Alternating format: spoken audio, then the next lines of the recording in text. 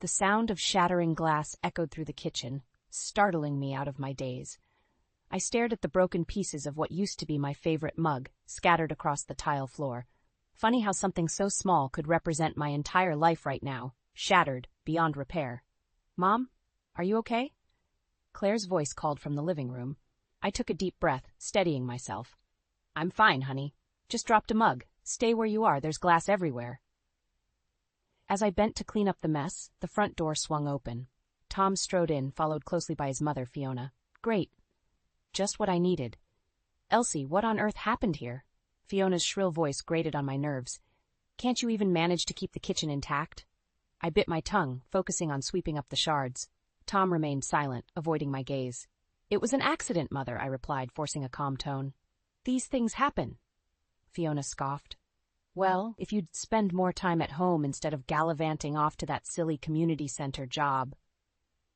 "That's enough, Mom," Tom interjected, finally speaking up.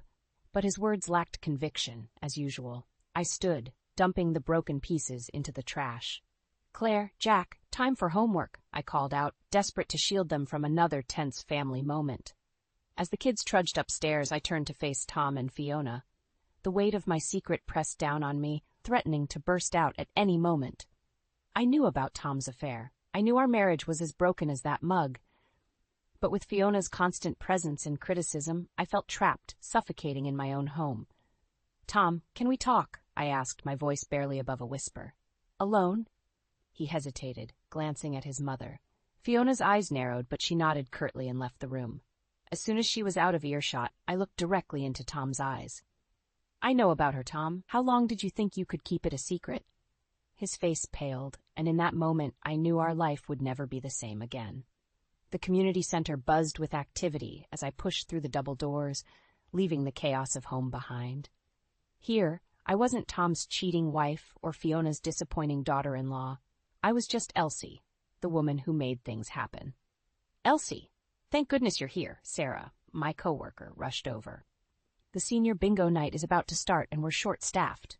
I nodded, grateful for the distraction. "I'm on it." As I set up the bingo cards, Mrs. Henderson, a regular, approached me. "Elsie, dear, you look tired. Everything all right at home?" I forced a smile. "Just busy, Mrs. Henderson. You know how it is." She patted my hand. "Well, if you ever need to talk." Before I could respond, my phone buzzed. Tom's name flashed on the screen. I silenced it, my stomach churning. The evening flew by in a whirlwind of numbers called and prizes awarded. As we cleaned up, Sarah cornered me. "Okay, spill. What's going on? You've been off all week." I hesitated, then the words tumbled out. "Tom's cheating on me. His mother's taken over our house. I feel like I'm drowning." Sarah's eyes widened. "Oh, Elsie, I'm so sorry. What are you going to do?" "I don't know," I admitted. "But being here, it helps. It reminds me I'm more than just a wife and mother."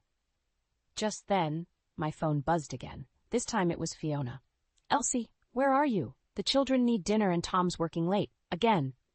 I clenched my fist, anger rising. "I'm at work, Fiona. I told you I had a late shift tonight." "Well, this job of yours is becoming quite inconvenient for the family. Perhaps it's time to reconsider your priorities." As I hung up, Sarah squeezed my shoulder. "Don't let them push you around, Elsie. You deserve better."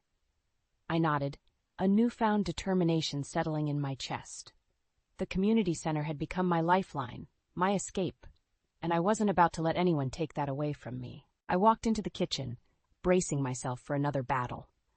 Fiona stood at the stove, stirring a pot with exaggerated movements. "There you are, Elsie," she said, her voice dripping with disdain. "I was beginning to think you'd forgotten where you lived." I bit my tongue, reaching for a glass. "I was at work, Fiona, as I am every Tuesday evening." She clicked her tongue. "In my day, mothers put their families first, not gallivanting off to play bingo with old folks."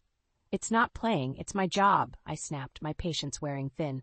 Tom walked in, loosening his tie. "What's going on?" Fiona turned to him, eyes wide with feigned innocence. "I'm just concerned about the children, dear, with their mother always absent." "I am not absent." I slammed the glass down, water sloshing over the rim.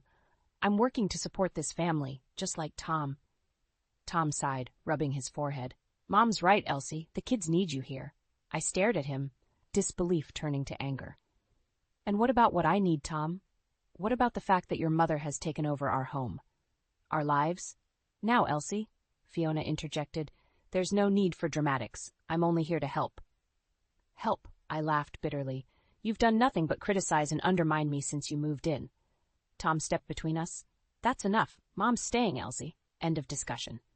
I looked from Tom to Fiona, their united front a slap in the face. In that moment, I realized I was alone in my own family. Fine, I said, my voice low and steady.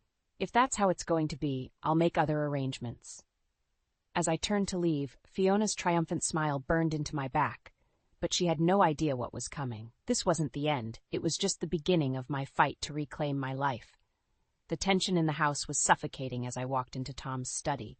He sat behind his desk, Fiona hovering nearby like a vulture.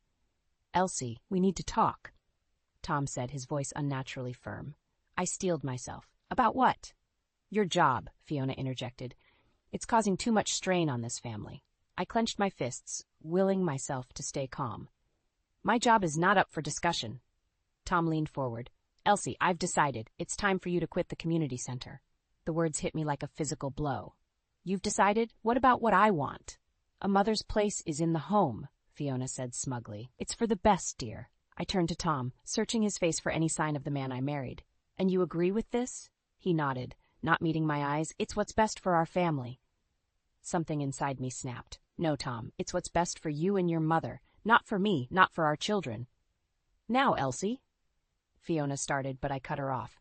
No, I'm done listening to you, Fiona. And Tom, if you think I'm going to give up the one thing that gives me purpose outside of this suffocating house, you're mistaken. Tom stood, his face flushing. This isn't a request, Elsie. It's a demand. I laughed bitterly. A demand? You lost the right to demand anything from me when you let your mother take over our lives. As I turned to leave, Tom grabbed my arm. If you walk out that door, don't bother coming back. I wrenched free, my heart pounding. Is that what you really want, Tom? The silence that followed was deafening. In that moment, I made my decision. Without another word, I walked out, slamming the door behind me. In the safety of my car, I pulled out my phone and dialed the community center. Sarah, it's Elsie. I need a favor. Can you put me on the schedule for extra shifts? I have a feeling I'm going to need them. I stood in the doorway of our bedroom, frozen in shock. Tom scrambled to cover himself and the woman beside him, a woman I recognized as his secretary, Jennifer. Elsie, I can explain. Tom started, but I held up my hand, silencing him. Don't, I said, my voice surprisingly steady. Just don't. I turned and walked downstairs, my mind reeling. Fiona sat in the living room, looking up as I entered. Elsie, what's wrong? You look pale, she said, feigning concern. I laughed bitterly. Oh, I'm sure you know exactly what's wrong, Fiona. Did you know about Jennifer? Fiona's face tightened. I'm sure I don't know what you mean.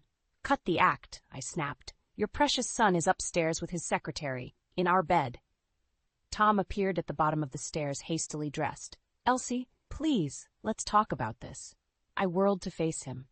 Talk? Now you want to talk? After months of letting your mother run our lives, after demanding I quit my job, after cheating on me. No, Tom, we're done talking.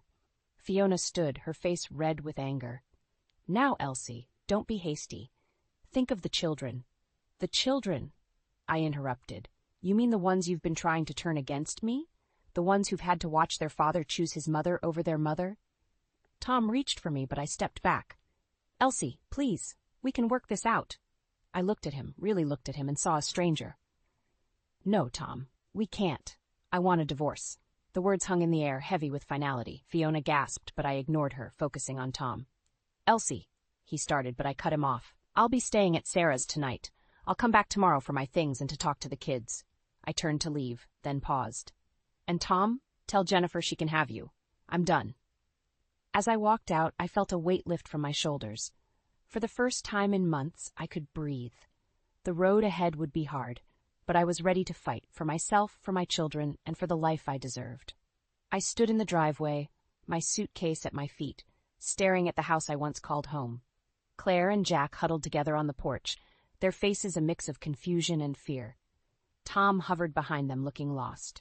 Mom, please don't go, Claire pleaded, her voice cracking. I swallowed hard. I have to, sweetie, but I promise I'll see you soon. Fiona appeared in the doorway, her eyes gleaming with triumph. Children, come inside. Your mother has made her choice. Rage boiled inside me. Don't you dare, Fiona. They're my children. Are they? Fiona sneered. A real mother wouldn't abandon her family. I stormed up the path, stopping inches from her face. I'm not abandoning anyone. I'm leaving a toxic situation that you created. Tom stepped forward. Elsie, please. No, Tom, I snapped. You don't get to play peacemaker now. You chose your mother over your wife and children. You chose another woman over your family. You don't get to have a say anymore. Fiona's face reddened. How dare you speak to my son that way, you ungrateful. Enough, I shouted, silencing her. I turned to my children. Claire, Jack, I love you more than anything. I'm fighting for us, for our family. I promise I'll make this right. Fiona laughed coldly. And how do you plan to do that? You have nothing. I met her gaze, steel in my voice. I have everything that matters. And mark my words, Fiona, I will take back my children. I will rebuild my life. And you'll be left with nothing but the bitter taste of your own medicine. With that, I turned and walked to my car. As I drove away, I saw Claire and Jack in the rearview mirror, their faces tear-stained and confused. My heart shattered, but my resolve strengthened. This wasn't the end. It was the beginning of my fight back, and I was ready for war. 6 months had passed since I'd left Tom and Fiona behind. The community center had become my sanctuary, my lifeline. I threw myself into my work, taking on more responsibilities and even securing a promotion to program director. Elsie, you've done wonders here, my boss Margaret said one afternoon. The senior outreach program has never been stronger. I smiled, feeling a surge of pride. Thank you. It's been a lifesaver, honestly. As I left her office, my phone buzzed. It was my lawyer. Elsie, we've got a court date for the custody hearing. Next week. My heart raced. This was it, my chance to get my children back. That evening, as I prepared dinner in my small apartment, there was a knock at the door. I opened it to find Claire standing there, tears streaming down her face. Mom, she sobbed, falling into my arms. I can't take it anymore. Grandma Fiona is driving us crazy. She won't let us do anything. Jack's grades are slipping, and Dad's never home. I held her tight, my resolve strengthening. It's okay, sweetheart. I'm fighting for you, both of you. The next morning, I marched into my lawyer's office. I want full custody, I declared. Tom and Fiona are unfit to raise my children. He looked at me seriously. Elsie, this won't be easy. Fiona has resources, and Tom's got a solid job. They'll fight dirty. So will I said, my voice steel. I've got character witnesses from the community center, proof of my stable job and home. I'm ready. As I left, my phone rang. It was Tom. Elsie, please, he begged. Don't do this. We can work something out. I gripped the phone tightly. It's too late, Tom. You made your choice. Now I'm making mine. I hung up, my hands shaking, but my resolve unshakable. The final battle was coming, and I was prepared to risk everything to win back my children and my life. I stood on my front porch, watching as Claire and Jack lugged their suitcases up the walkway. Behind them, Fiona's car idled at the curb, her defeated face visible through the windshield. Welcome home, I said, pulling them both into a tight embrace. As we walked inside, my phone buzzed. It was Tom. Elsie, I'm sorry for everything. You were right about Mom, about everything. I took a deep breath. I know, Tom, but it's too late for sorry. I hung up and turned to my children. How about some homemade pizza for dinner? Their faces lit up, and for the first time in months, I felt whole again. Later that evening, as Claire and Jack settled into their rooms, the doorbell rang. I opened it to find Fiona standing there, looking smaller and older than I'd ever seen her. Elsie, she began, her voice trembling. I need your help. I don't know how to do this without you. I looked at her, really looked at her, and saw the fear and uncertainty in her eyes. In that moment, I realized my revenge wasn't in hurting her or Tom. It was in reclaiming my life, my children, and my self-respect. Fiona, I said softly, you never needed my help. You needed to let go, to trust that Tom and I could raise our children without your constant interference. She nodded, tears welling in her eyes. I see that now. I'm so sorry, Elsie. I sighed, feeling the last of my anger dissipate. I forgive you, Fiona. Not for you, but for me. For my children. We all need to heal and move forward. As she turned to leave, I called out, Fiona, you're welcome to visit the kids, on their terms and mine. She smiled weakly and nodded before walking away. I closed the door and leaned against it, exhaling deeply. The battle was over. I had won, not by destroying my enemies, but by rebuilding myself. As I heard Claire and Jack laughing upstairs, I smiled. This was my victory, a home filled with love, respect, and the promise of a brighter tomorrow.